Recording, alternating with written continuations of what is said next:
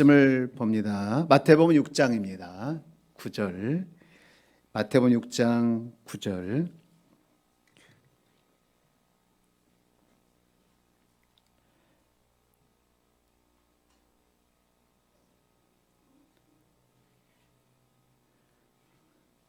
우리 한 절만 같이 합독합니다. 시작. 그러므로 너희는 이렇게 기도하라.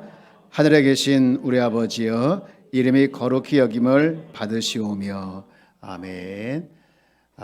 주님 앞에 귀한 예물 드렸습니다. 감사한금 또 11조 예물 올렸어요. 기도하겠습니다. 사랑과 은혜가 풍성하신 하나님 감사합니다. 하나님의 크신 사랑과 은혜 가운데 늘 우리가 살아가게 해주시고, 오늘 주 앞에 나와 예배하며 또 기도하며 찬양하며 이렇게 아버지 앞에 영광 올리게 됨을 감사합니다. 우리 예배를 주께서 음행하여 주옵소서. 이곳에 하나님께서 임재해 주시고 하나님의 임재로 덮어 주옵소서. 주 앞에 귀한 예물 드리는 손길이 있습니다. 하나님이여, 그 중심에 아버지의 마음을 다하여 감사한 마음을 올리고 또 10의 1절을 고별해서 주께 예물을 올려드리오니, 하나님이여 그 중심을 축복해 주시고 마음을 축복해 주시고 가정을 축복해 주시고 삶을 하나님이여 축복하여 주옵소서. 들어가도 복을 받고 나가도 복을 받는 하나님의 은혜가 넘쳐나게 하여 주옵소서. 감사드리며 우리 죄에서 구원하신 예수님의 이름으로 기도합니다. 아멘. 할렐루야. 아멘. 네. 기도의 깊이는 하나님을 아는 깊이이죠. 우리가 지금 이제 주기도문을 계속 보고 있는데요. 주기도문은 하나님을 믿지 않는 사람들에게 주신 것이 아니고 하나님께서 살아 역사하신다라는 것을 확신한 사람들에게 주셨고, 또 지금도 인간 세계에 창조한 인간 세계, 또 창조한 모든 세계에 대해서 그냥 두지 아니하시고 간섭하시고 섭리하신다는 것을 믿는 사람들에게 주신 것이 바로 주기도문입니다. 여러분, 그래서 이 주의 기도가 나의 기도가 되어지는 데까지 깊은 기도가 있기를 축복합니다. 우리가 기도의 대상이신 그 하나님에 대해서 우리가 지난주 살펴봤는데요. 우리가 주기도문 할 때 하나님이 어떤 분이신가, 하나님 어떤 분이신가를 생각 없이 그냥 지나가면 안 돼요. 우리가 읽었던 이 본문을 보면 그러므로 너희는 이렇게 기도하라 하면서 하늘에 계신 우리 아버지여 하고 기도의 대상이신 하나님에 대해서 말씀을 하고 있는데요. 여기 보면 하나님이 계신다는 것이죠. 하늘에 있을 때 계신, 이게 계신다는 것이죠. 그리고 계시는데 살아계시는 것으로 끝나는 것이 아니라 살아 역사하신다는 것이죠. 그러면 어디에 계시냐? 하늘에 계신다는 것이죠. 하늘이라는 이 공간 안에 계시는 것이 아니라 하늘을 초월해서 온 우주 만물을 충만하게 계신 분이시다. 그리고 그 하나님은 어떤 분이시냐? 나에게 있어서 아버지가 되신다. 그래서 하늘에 계신 우리 아버지여, 이것을 여러분들 꼭 기억해야 합니다. 우리가 지난주에 살아계신 하나님을 살펴봤는데요. 오늘 그 이어서 살아계신 하나님, 하늘에 계신 하나님에 대해서 우리를 보도록 하겠는데요. 우리 다시 한번 우리 9절 말씀을 한 번 더 읽어볼까요? 시작. 그러므로 너희는 이렇게 기도하라. 하늘에 계신 우리 아버지여, 이름이 거룩히 여김을 받으시오며.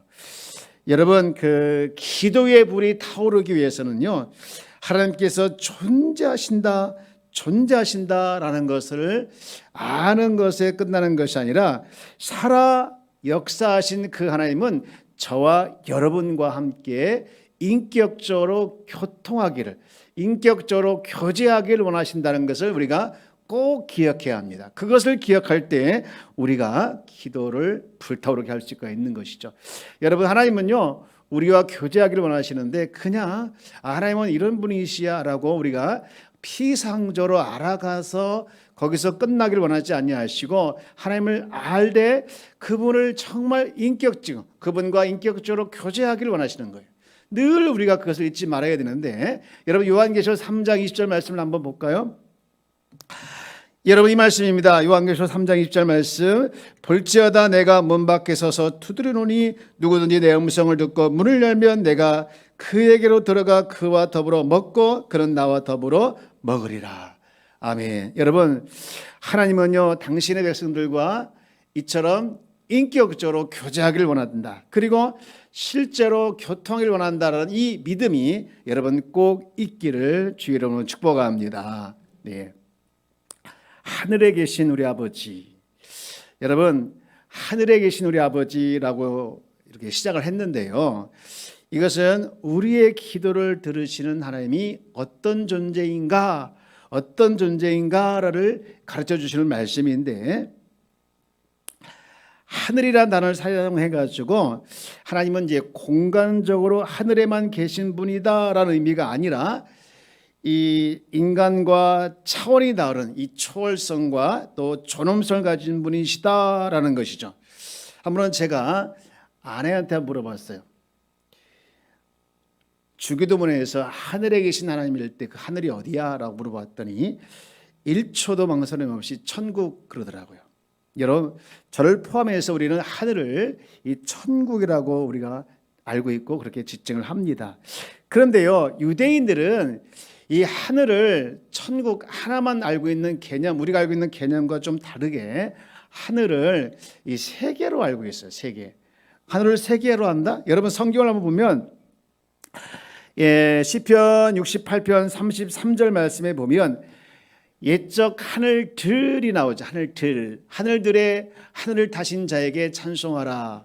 이런 말이 나와요. 그리고 바울도 삼층천, 이 고린도후서 12장 2절 말씀 보면 내가 그리스도 안에 있는 한 사람을 나누니 그는 14년 전에 셋째 하늘에 이끌려 간지라 해서 셋째 하늘에서 하늘이 첫째가 있고 둘째가 있고 셋째가 있다라는 것을 유대인들의 사상이라든가 바울의 사상이 크게 지배를 하고 있었어요. 여러분 그렇습니다. 유대인들은 하늘이 세 개 있다는 것을 생각했어요. 우리가 하늘을 세 개, 어떻게 하늘이 세 개냐 생각할 수 있는데 새가 날아다니는 이런 하늘이죠. 여러분 그걸 창공. 그리고 둘째 하늘은 이제 공중 권세 잡은 마귀가 있는 곳, 여기를 이제 둘째 하늘이라고 하고, 셋째 하늘을 이제 어떤 피조물도 접근할 수 없는, 피조물의 악이 접근할 수 없는 이 거룩하고 영광스러운 하늘, 즉 하나님과 천사가 계신 곳, 이렇게 유대인들은 가르쳤어요. 여기서 중요한 것은요, 하나님은 공중과 그 다음에 창공과 또 모든 만물을 이제 통치하시는 분이시고, 그래서 공중과 창공과 모든 하늘과 모든 만물은 이 하나님의 통치에서 벗어날 수 없다. 이것이 굉장히 중요한 것이죠. 그래서 이 주님은 주기도문을 가르치면서 하늘에 계신 분이라고 묘사함으로써 하나님을 이 창조 세계와 만물을 초월해서 계시는 위대하신 하나님으로 우리가 기억하기를 너무나도 바라셨어요. 여러분 창조 세계와 만물을 초월해서 계시는 그 충만하신 하나님을 늘 기억하고 그 하나님과 늘 인격적으로 교통하면서 살아내는 저와 여러분들 다 되어지기를 주님의 이름으로 축복합니다. 그러면 이 하늘에 계신 분 했을 때 하늘에 계신 하나님은 어떤 하나님이실까? 세 가지로 말씀을 드릴 수 있는데요. 첫째로는요, 피조물과 구별되신 하나님이시다.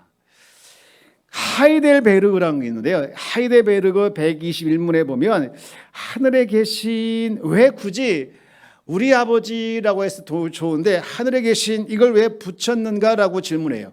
그래서 거기 답을 보면 그 말의 뜻은 하나님이 가진 하늘의 위엄과 땅의 권세와 혼동하지 말라는 것과 그분의 전능하신 능력에서 우리의 몸과 영혼에 필요한 모든 것을 기대하라는 것이다. 이렇게 설명하고 있어요. 즉 하나님과 피조물은 구별된다라는 거예요.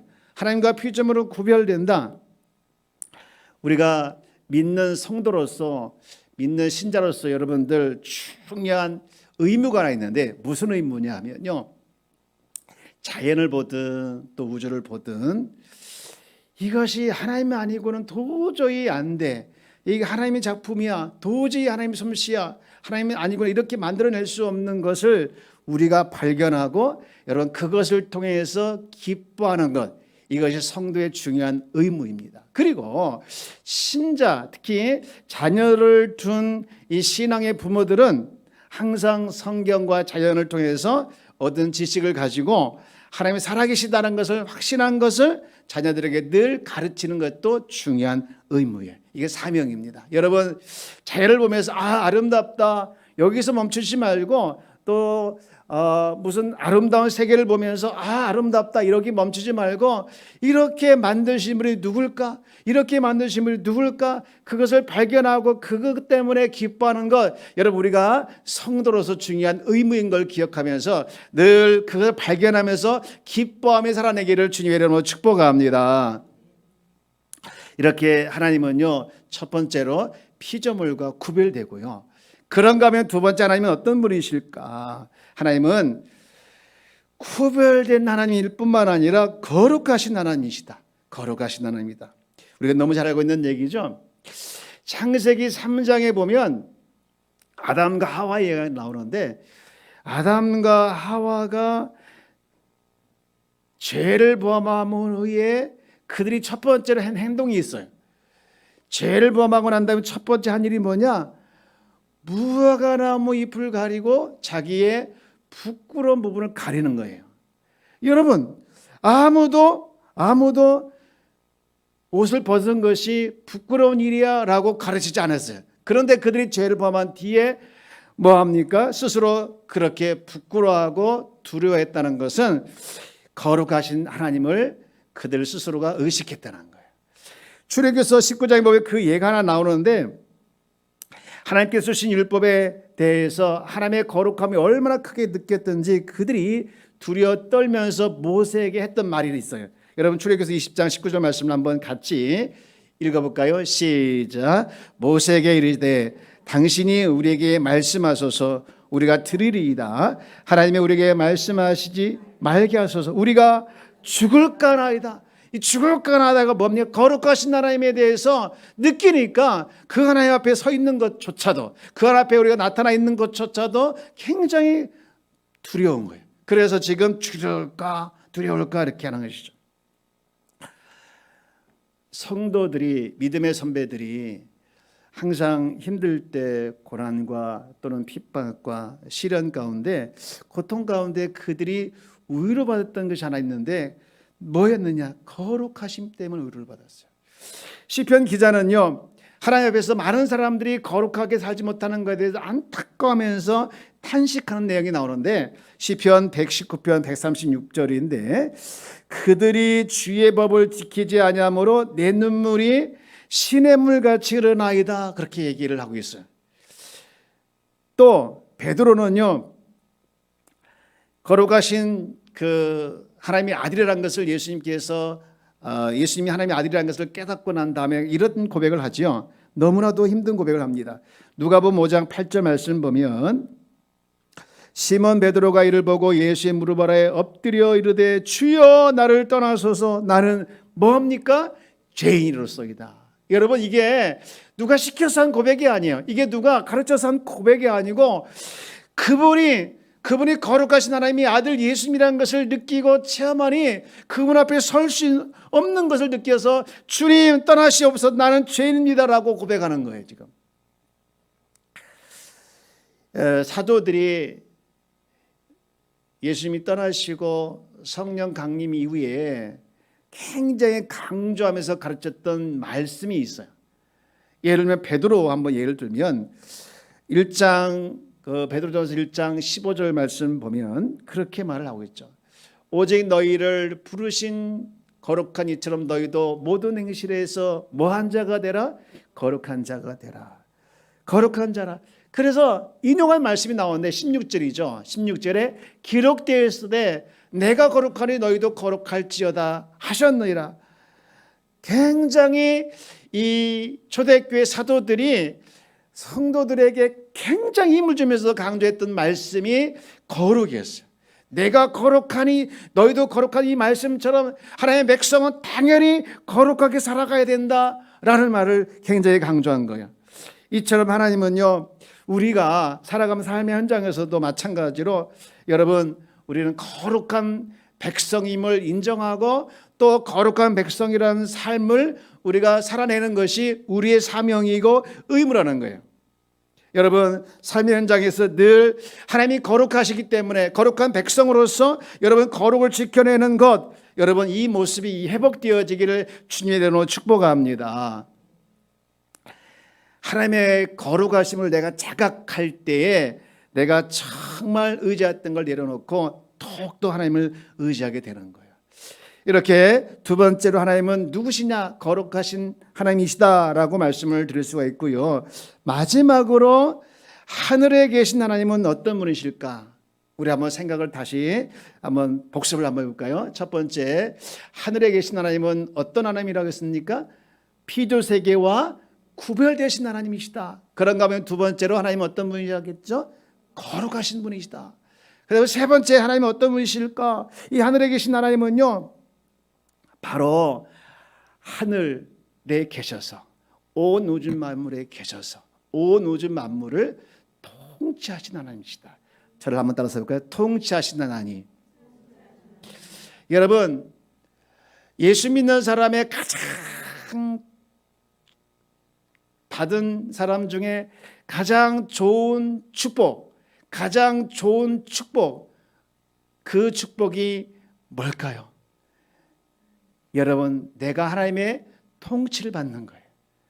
내가 하나님의 나라의 백성으로서 하나님의 통치를 받고 있다는 것, 여러분 이것은 간섭이 아니고요, 이게 하나님의 백성만 받을 수 있는 특권이에요. 여러분, 하나님의 통치를 받고 있다는 것에 대해서 감사하는 저와 여러분들에게 주님의 이름으로 축복합니다. 여러분, 모든 세계는 다 하나님 손 위에 있지 않습니까? 세계가 다 내 손 위에 있나니, 여러분 모든 세계가 다 하나님 손에 달려 있는 거예요. 천상의 세계나 또 지상의 세계나 다 하나님의 손 위에 있는 것이죠. 그리고 하나님은요, 당신의 의지대로 모든 세계를 통치하시는 거예요. 그런데 마귀는 이 하나님의 마음을 알고 어떻게 하든 사람들이 하나님의 통치를 받지 못하도록 내 마음대로 사사기에 나와 있는 것처럼 자기 소견에 좋은 대로 살아가도록 자꾸 유혹하고 자꾸 미혹해서 자기 소원대로 살아가려고 하게 만들어버린 것이 사단의 역사예요.